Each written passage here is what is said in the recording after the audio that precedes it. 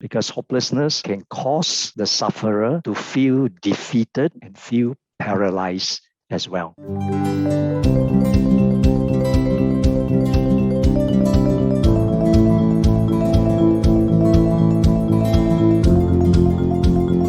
Good afternoon, everyone. Welcome to today's talk on depression. My name is Walton Ong, and I'll be taking you through how to talk about depression. Sometime when we had a bad day, it is becoming more and more common today for us just to complain about really bad day, either at work or at home. We used to say, "Oh, I'm so stressed. I'm so stressed," or "I'm so depressed," as what I used to hear from my patients. So when we talk about the mental health continuum, it's basically just a horizontal dimension. Our mental health exists on this horizontal dimension or the continuum, and it can move up or down this horizontal dimension depending on the different circumstances that we are in. Basically, this continuum shows that our mental health is not all or nothing. There is a lot of ground in between being healthy and being sick. In terms of trying to understand what is depression, the feeling of this intense, very intense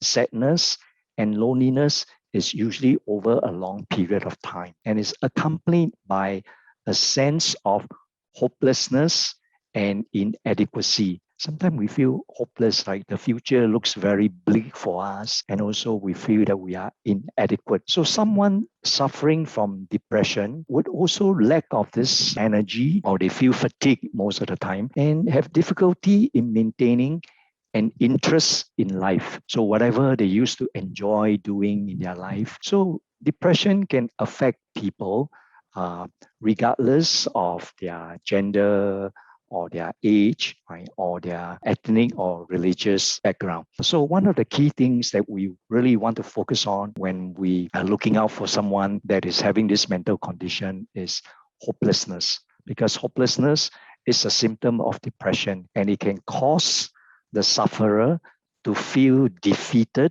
right, and feel paralyzed as well.